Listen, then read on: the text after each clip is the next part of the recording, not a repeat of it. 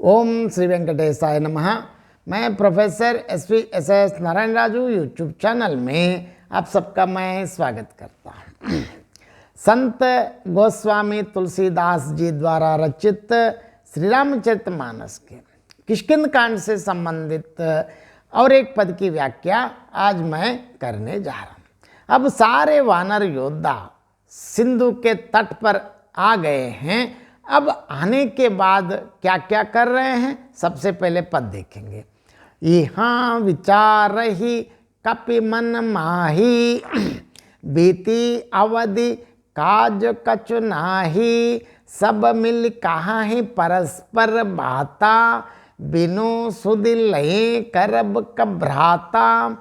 कह अंगद लोचन भरी बारी, दुहूं प्रकार भई मृत्यु हमारी। यहाँ ना सुधि सीता कई पाई, वहाँ गए मारी ही कपिराई।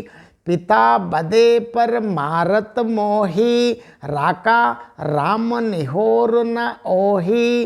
पुनि पुनि अंगद कह सब पाही, मरन भयम कछु संशय नाही।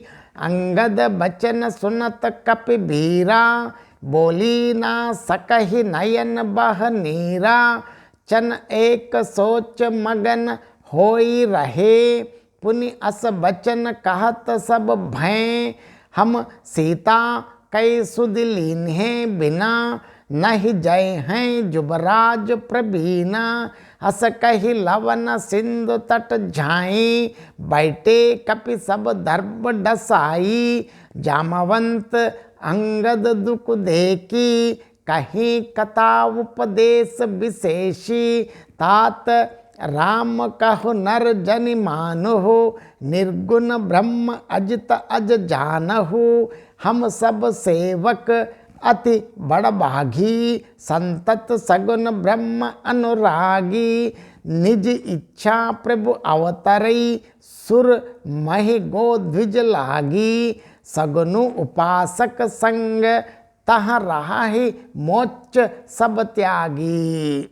इसमें यहाँ जिस प्रकार अब 1 महीना तो लगभग बीतने अभी समय तो हो गए हैं, अवधि पूर्ति होने के बावजूद भी सीता माँ का कोई समाचार नहीं मिला, तो अब वानरों की क्या स्थिति है देखेंगे।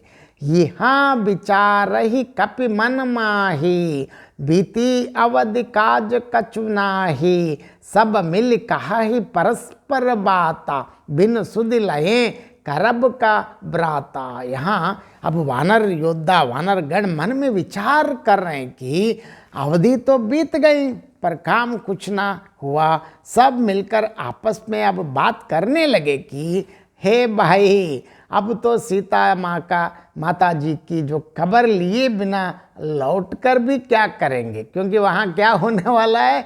कहा अंगद लोचन भरी बारी, दो प्रकार भई मृत्यु हमारी। यहाँ ना सुधि सीता कई पाई, वहाँ गए मारी ही कपिराई।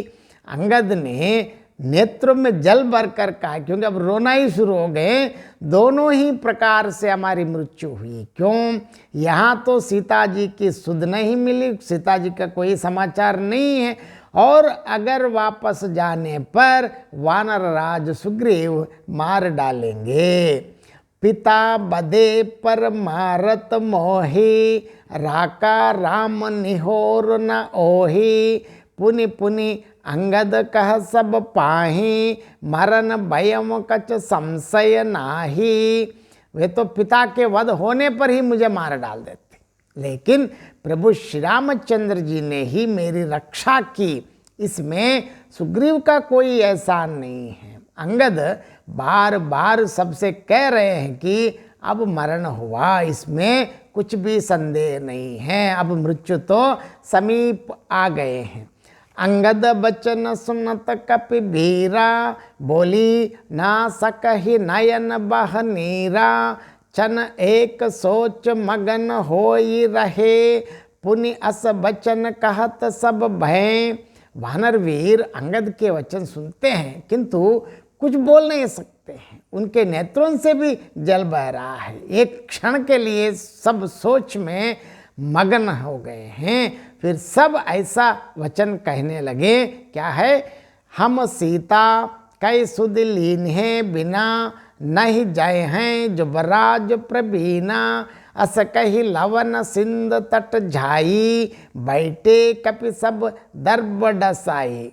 हे सुयोग्य युवराज, हम लोग सीता जी की खोज लिए बिना नहीं लौटेंगे, आप चिंता करने की कोई ज़रूरत नहीं। ऐसा कहकर जो लवण सागर मतलब समुंदर के तट पर जाकर सब वानर कुश बिछाकर मतलब ग्रास जो बिछाकर वहाँ बैठ गए। जामावंत अंगद दुख देखी, कहीं कथा उपदेश विशेषी, तात राम कहु नर जन मान हो, निर्गुण ब्रह्म अजित अज जान हो। जाम्बवान अभी अंगद का दुख देखकर विशेष उपदेश की कथाएं कहीं वे बोले, हे तात, प्रभु श्री रामचंद्र जी को मनुष्य ना मानो, क्योंकि हमारे साथ है इसीलिए वो ऐसा मत समझना। उन्हें निर्गुण ब्रह्मा अजेय और अजन्मा भी समझो।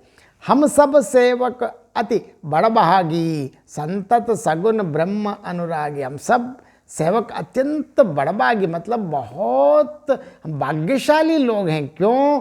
निरंतर सगुण ब्रह्मा की मतलब श्री रामचंद्र जी में प्रीति रखते हैं। निज इच्छा प्रभु अवतरई, सुर महि गो द्विज लागी, सगुन उपासक संग तह राही, मोच सब त्यागी। देखिए, देवता, पृथ्वी, गौ और ब्राह्मणों के लिए प्रभु अपनी इच्छा से अर्थात किसी कर्म बंधन से नहीं, हम सब जानते कर्म बंधन से मनुष्य या प्राणी, किसी भी प्राणी का जन्म कर्म बंधन से ही होना तय है, लेकिन प्रभु का अवतार कर्म बंधन से नहीं, उनकी इच्छा के अनुसार ही प्रभु श्री रामचंद्र जी अवतार धारण करते हैं।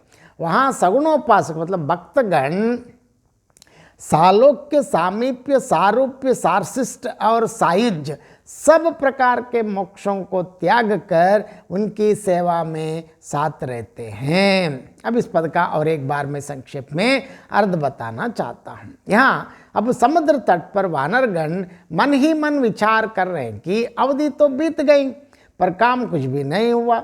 सब मिलकर परस्पर आपस में बात करने लगे हैं कि हे भाई, अब तो सीता जी का समाचार लिए बिना हम लौट कर भी क्या करेंगे, क्योंकि वहाँ जाते ही अब क्या होगा, सुग्रीव जी तो सबको तो मृत्युदंड दिया जाएगा।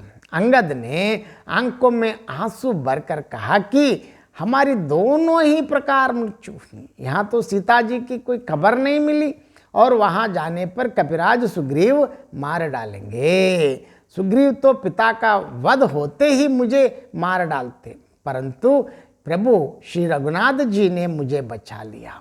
इसमें सुग्रीव का कोई एहसान नहीं है। अंगद बार बार सबसे यही कह रहे हैं कि अब मौत आ गई, इसमें तनिक भी संदेह नहीं है। अंगद के वचन वीर जो सारे वानर वीर सुनते हैं, लेकिन उनके पास भी कोई उत्तर नहीं है, समाधान नहीं है, इसीलिए वे सब नेत्रों में जल भर आया है, सब रो रहे हैं।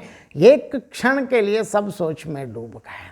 सब ऐसे वचन कहने लगे हैं कि हे सुयोग्य युवराज, हम लोग सीता माता जी का पता लगाए बिना कैसे लौटेंगे, तो सवाल ही नहीं है। हम तो अपने काम पे हैं, अब वो भी कैसे, प्रभु श्री रामचंद्र जी के कार्य पे तो विफल होने का तो सवाल ही नहीं है। ऐसा कहकर सब वानर खारे अर्थात लवण समुद्र के तट पर कुशासन मतलब दर्भ मतलब उसको क्या कुश आसन बिछाकर बैठ गए।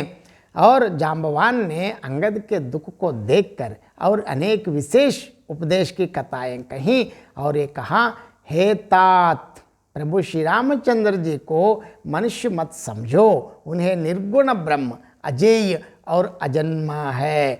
हम सब सेवक बड़े ही भाग्यशाली हैं जो निरंतर सगुण ब्रह्मा अर्थात प्रभु श्री रामचंद्र जी के अत्यंत प्रेमी हैं। हम देवता, पृथ्वी, गाय और ब्राह्मणों के लिए अपनी इच्छा से प्रभु जहाँ कहीं अवतार लेते हैं, हमारे जैसे नहीं हैं। वहाँ सगुणोपासक भक्तजन, यहाँ देखिए, सालोक्य मुक्ति, सामीप्य, सारूप्य, सार्ष्ट और सायुज्य जैसे सब मोक्ष सुख को त्याग कर उनके साथ रहते हैं। बहुत बहुत धन्यवाद। जय श्री राम।